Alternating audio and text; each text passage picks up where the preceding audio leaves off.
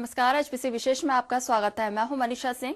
विशेष में आज की शुरुआत हम नागौर के डिडवाना से करेंगे, जो एक ऐसा गांव है निमोद जिसने इतिहास कायम करते हुए एक अलग ही पहचान बनाई है।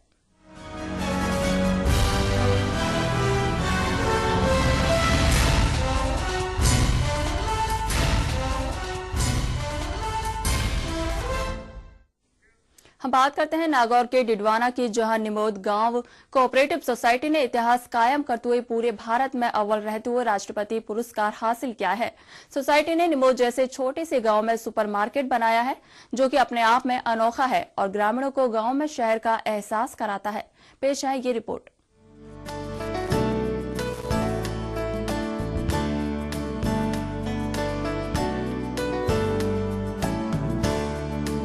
सरकार ने ग्रामीण इलाकों में रोजगार और विकास के इरादे से सरकारी समितियों की योजना को क्रियान्वित किया है। आज सभी ग्रामीण इलाकों में सरकारी समितियां चल रही हैं। सरकारी समिति की अगर बात करें तो नागौर जिले की डिडवाना तहसील के निमोद गांव की सहकारी समिति सबके लिए अपने आप में एक मिसाल है।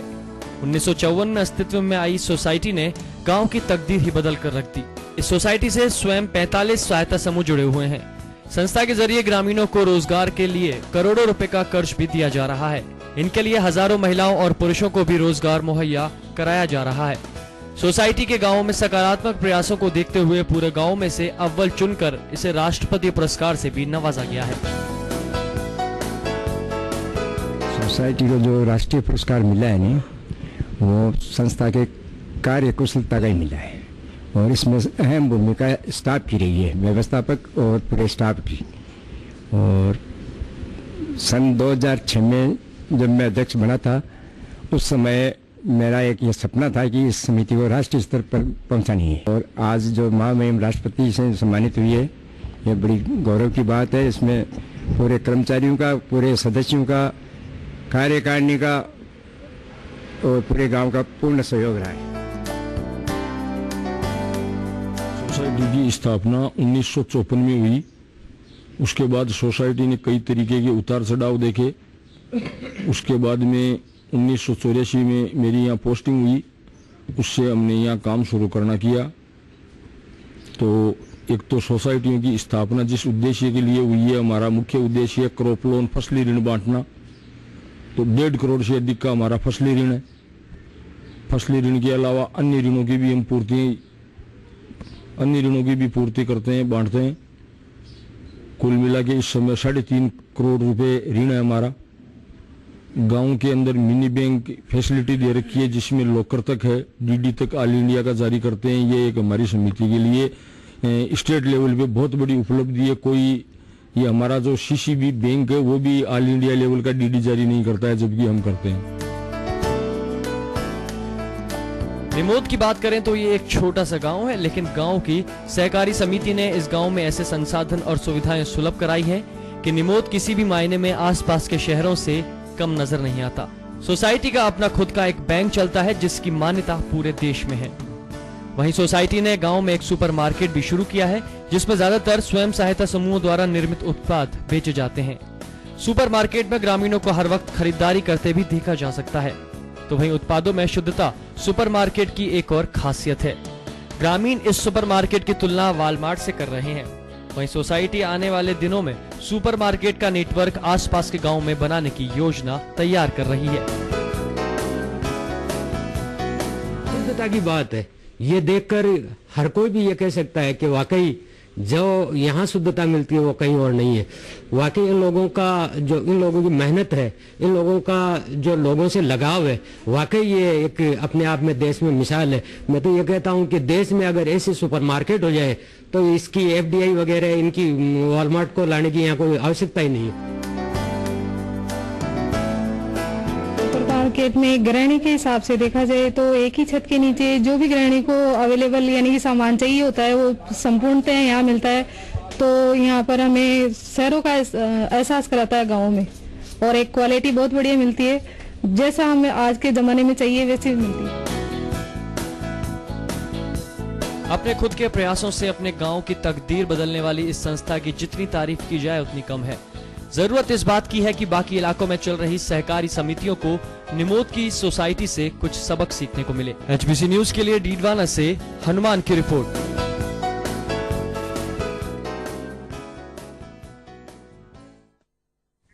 इस खबर पर हमसे बात करने के लिए मौजूद है डिडवाना से हनुमान जी। हनुमान, निमोद गांव ने पूरे भारत में अव्वल है और इसने राष्ट्रपति पुरस्कार भी हासिल किया। हम जानना चाहेंगे क्या है पूरा मामला।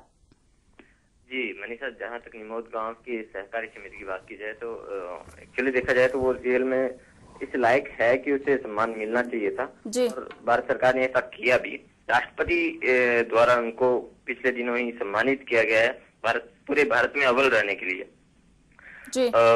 अभी अगर निमोद की सहकारी समिति की बात की जाए तो ये अपने आप में एक मिसाल इसलिए भी है कि ये पूरे गांव को मिलाकर 45 स्वयं सहायता समूह बनाए हुए हैं जी।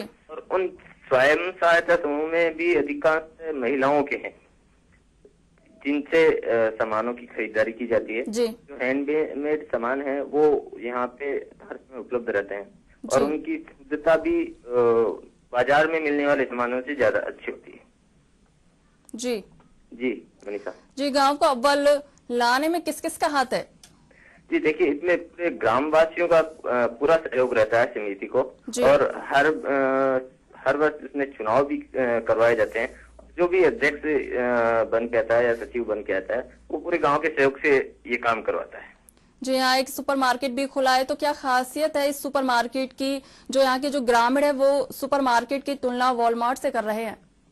जी अगर देखा जाए तो वॉलमार्ट से तुलना की जानी भी सही है, क्योंकि जैसे ग्रामीणों ने खुद मिलकर ये सुपरमार्केट खोला है और पूरे 45 स्वयं सहायता समूह इससे लाभान्वित भी हो रहे हैं और जितना भी सामान है वो ग्रामीण इलाकों से ही स्वयं सहायता समूह से बनवा के खरीदा जा रहा है।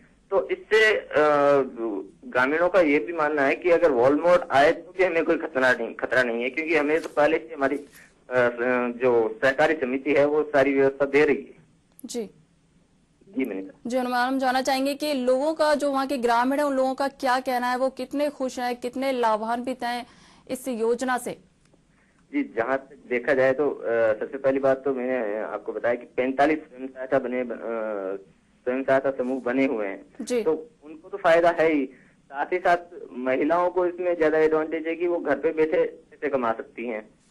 दूसरी बात, गांव में ही एक बड़े शहरों जैसी सुविधाएं उनको मिल रही है, सुपरमार्केट जैसी सुविधाएं मिल रही है। साथ ही साथ जो सोसाइटी है वो बैंकिंग सेवा भी दे रही है अभी ग्रामीणों को, जिनको जरूरतमंद लोगों को बैंकिंग सेवाएं उपलब्ध करा रही है। तो ग्रामीणों को जैसे लोन की जरूरत होती है, पर्सनल लोन की जरूरत होती है, तो वो भी सहायता समूह उपलब्ध करवा रहा है।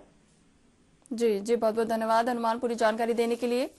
ये थे डिडवाना से हमारे संवाददाता हनुमान, जिन्होंने बताया कि निमोद ऐसा गांव है जो पूरे भारत में अव्वल है और राष्ट्रपति पुरस्कार भी हासिल किया हुआ है।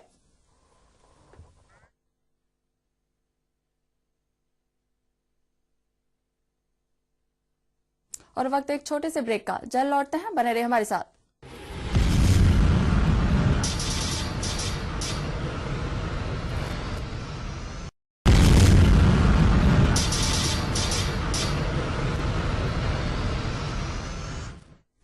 ब्रेक के बाद आपका स्वागत है। चलिए बात करते हैं शेखावाटी के झुंझुनू जिले की, जिसने देश को सबसे ज्यादा शहीद और सैनिक दिए हैं और यहाँ सेना में जाने की एक परंपरा बन गई है। यही कारण है कि कई परिवारों में तो सेना में कई पीढ़ियां देश की रक्षा कर रही हैं। लेकिन एक ऐसा परिवार भी है झुंझुनू जिले का, जिसका नाम है नुआ, जो एक ही परिवार के 5 भाइयों ने 1971 में भारत पाक युद्ध में सरहद पाकिस्तान की सेना को करारा जवाब देते हुए बहादुरी का परिचय देकर जीत का परचम लहराया है। आइए देखते हैं ये रिपोर्ट।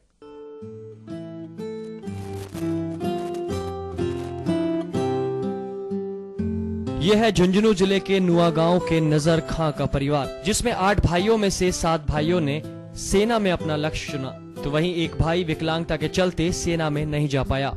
इन 7 में से 5 भाइयों ने भारत पाक की जंग 1971 में सेना में तैनात होकर देश की रक्षा की। लड़के तो अभी नौकर हो गया, लेकिन अभी जो फौज के आगे मेरा जो पोता है या मेरा भाई का कोई भी लड़का, उनको एक शिक्षा दूंगा कि वो फौज में भर्ती हो और वहाँ जाके देश की रक्षा करें। सेना में जाने का जज्बा यहाँ कुछ ऐसा है कि 7 भाइयों में से केवल एक ही भाई सेना में नहीं जा पाया। इसका नाम है इलियास, जिसे आज तक इस बात का मलाल है कि विकलांगता के चलते वो सेना में भर्ती नहीं हो पाया। लेकिन इलियास ने अपने भाइयों में देशभक्ति का जज्बा कूट कूट कर भरा और आज तक ये परंपरा इस घर में बनी हुई है। लड़ाई के दौरान ना तो कोई माँ बाप, भाई बहन, रिश्तेदार, कोई काम नहीं, कोई याद नहीं आता, सिर्फ याद आती देश की रक्षा। हमने वहाँ पर खूब जोरदार से देश की रक्षा की और उसके बाद हम वापस बॉर्डर पर आए। हमें गुजरात में भूज क्षेत्र में भेजा गया। वहाँ जाते ही सीज फायर हो गया। मेरा एक बच्चा है, उसको मेरी तमन्ना थी कि मैं इसको आर्मी में भर्ती कराऊँ तो देश के काम आए। उसके बाद वो 17 ग्रेनेडियर में हवलदार पोस्ट पर है और एक मेरा पोता भी है भी, तो वो भी मेरी ख्वाहिश है कि ये भी आर्मी के अंदर भर्ती हो और देश के काम आए। हमारे परिवार में ज़्यादातर आर्मी और टीचर्स के अंदर लगाव है, तो हम हमारे भतीजे और पोतों को यही कहते हैं कि आप आर्मी में भर्ती हो तो देश की सेवा के लिए पूरी दिल और जान से लगन लगानी है। पीढ़ी दर पीढ़ी सेना में जाने का जज्बा इस परिवार में एक परंपरा बन गई है और आज तक ये परंपरा कई लोगों को प्रेरणा दे रही है।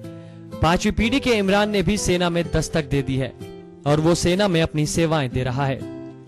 इमरान कहता है कि उसे फक्र है कि उसकी पीढ़ियां सेना में काम कर रही है और देशभक्ति का जज्बा उनके अंदर है। इसके साथ ही वो मरते दम तक भी देश की सेवा सेना में रहकर करना पसंद करेगा। मैं बिस्मिल्लाह बानू का परपोता हूँ और 5वीं पीढ़ी का सिपाही हूँ, क्योंकि इस परिवार का सेना में बहुत ज़्यादा योगदान है। और मैं 5वीं पीढ़ी का सिपाही हूँ क्योंकि मेरे बुजुर्गों और मेरे बाप दादाओं से और मेरी बूढ़ी माँ बिस्मिल्लाह से मेरे को प्रेरणा मिली कि तू देश की सेवा कर। और अब मैं जबलपुर ट्रेनिंग कैंप में 1 साल ट्रेनिंग करके अभी मेरी पोस्ट 17 ग्रेनेडियर में अहमदाबाद जा रहा हूँ।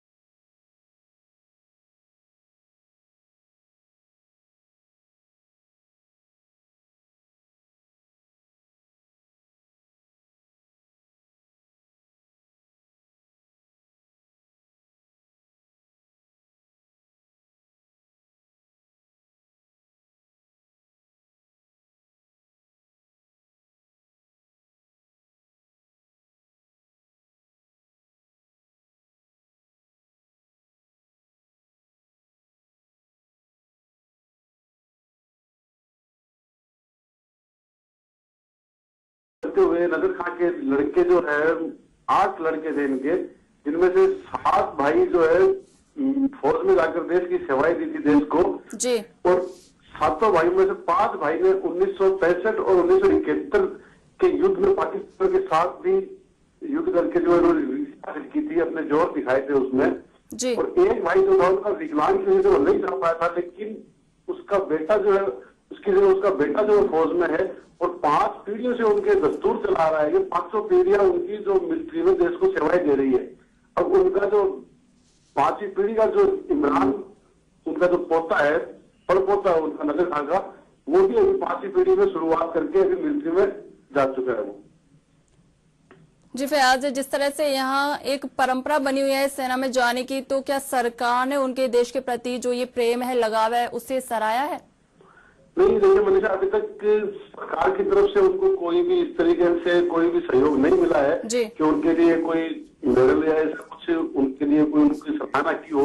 यहाँ तक कि उनको कोई किसी मतलब सम्मानित भी नहीं किया है जी।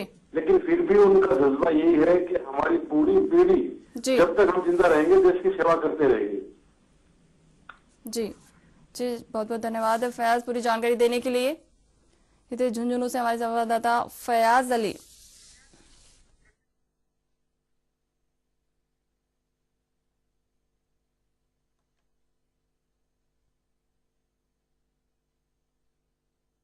और वक्त एक और छोटे से ब्रेक का। जल्द लौटते हैं, बने रहिए।